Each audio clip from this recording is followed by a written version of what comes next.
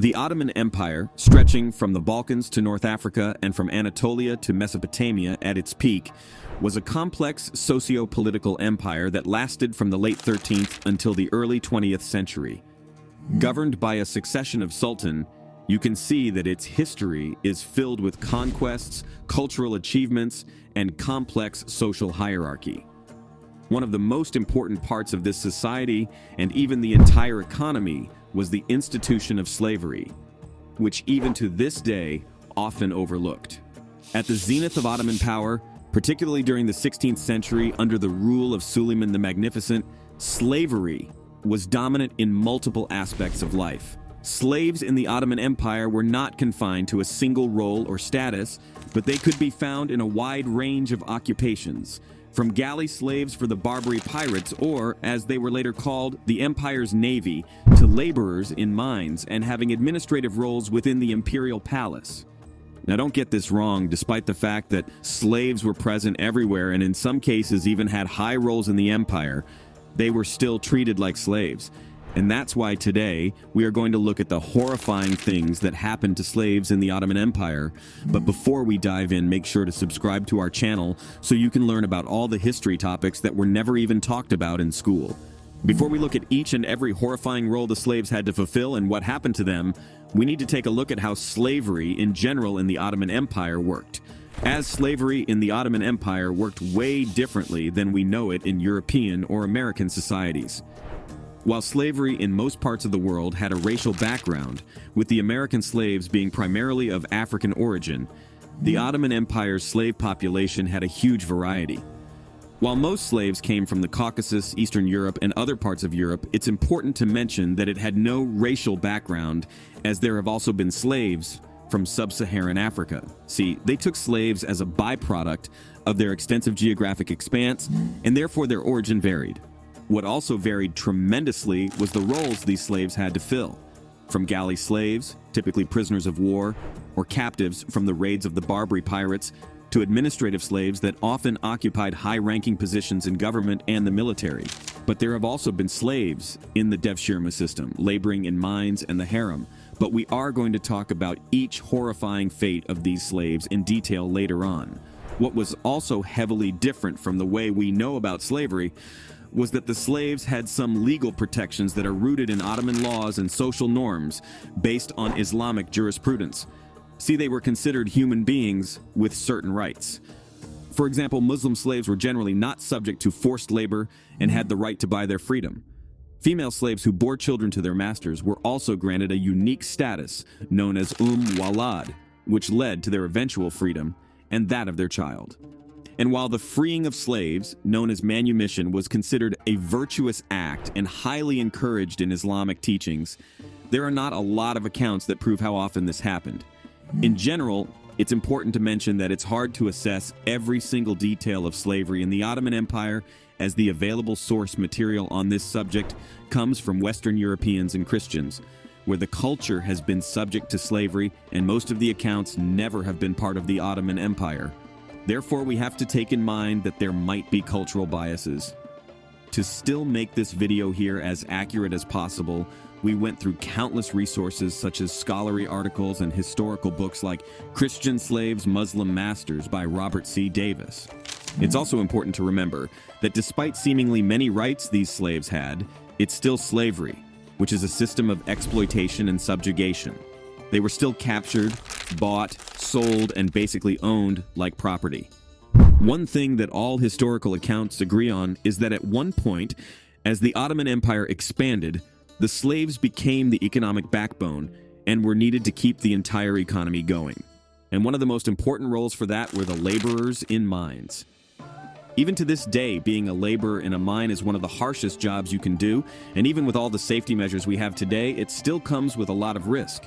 Therefore, you can probably imagine how hard it had to be for a slave that had to work in the mines with little to no technology available.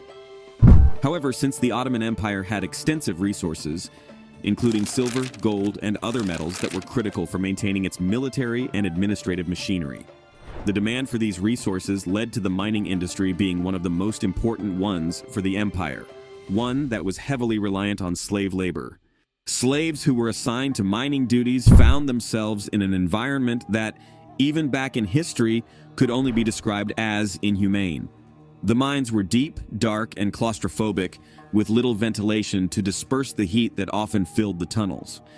In historical accounts, it is reported that slaves worked from sunrise to sunset, equipped only with rudimentary tools, hacking away at rock faces or hauling heavy loads of ore to the surface. The problem for many of the slaves was that it was a nightmare that never ended. If you did a good job, they didn't want to set you free, as you were one of the few who was able to relentlessly do this hard job, and on the flip side, if you did a bad job, you were brutally punished. Slaves who were too slow or unwilling to work were often subject to whippings in front of all others to send a warning to them. If that happened repeatedly and you didn't do a better job, these punishments got even worse. There are accounts that report that there have been people buried alive with only their heads sticking out of the ground. In this case, they left you to starve in the harsh sun, sending an even darker signal to everyone who is not willing to work hard enough. And there we can see it again. While Ottoman law promised some protections for slaves, the enforcement of these laws wasn't present in the brutal environment of the slaves. But what also was a brutal environment for the slaves was the work at the galleys, and this is also where life for the slaves became a paradox. As I mentioned earlier, a huge proportion of the slaves were captured in the coastal regions of Europe by the Barbary pirates. The Barbary pirates played a huge role in the slave trade, and at one point even got added to the Ottoman Navy. Now, a portion of the people they have captured were forced to stay with the pirates and work for them because they needed someone to row the boats, and this is where it gets paradoxical. After being caught and enslaved, they were forced to row the galleys back to their home country and assist the Barbary pirates in capturing even more people, which they then would enslave.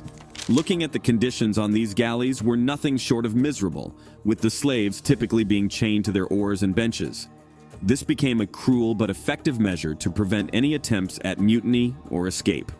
For weeks on end, they were forced to row the boats, with their only freedom being limited to the bench in front of them and the rhythm of life dictated by the drumbeat that set the pace for their rowing.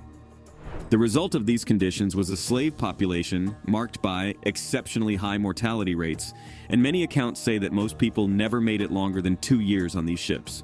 With dehydration, malnutrition, and diseases like scurvy and dysentery running rampant, the back-breaking labor left many slaves physically debilitated, with muscles torn and backs scarred from the relentless rowing and frequent whippings for any slack in pace. Despite the strategic importance of the galleys, for their slaves, they were floating tombs. Now, if you thought this was paradoxical, let's move on to the Devshirme System. This system was a state-sanctioned form of child levy that targeted Christian communities in the Balkans and Anatolia.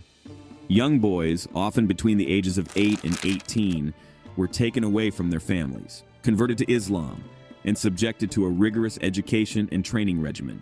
These boys, torn away from their homes and thrust into a world alien to them, would be molded into janissaries, the elite infantry units of the Ottoman army. Contrary to what one might expect, the life of a janissary was not one of abject servitude, but rather one marked by paradoxical privilege and power. Once these boys converted to Islam and successfully navigated the grueling training process, they were inducted into a military force that enjoyed significant perks. Janissaries were paid regular salaries, provided with high-quality clothing and weaponry, and given opportunities for advancement both within the military hierarchy and the broader Ottoman administration. In fact, the Janissaries became a political force in their own right, often serving as kingmakers and power brokers within the intricate Ottoman political landscape. At various points in history, the Janissary Corps would demonstrate its influence by instigating or participating in palace coups, one of which led to the deposition of Sultan Selim III in the early 19th century. However, this concentration of power would ultimately contribute to their downfall, as they were seen as a threat to the stability of the empire and were disbanded in the 1826 event known as the Auspicious Incident. And while their life might be more privileged than the ones of other slaves we have talked about so far, let's not forget the toll it took on these young boys.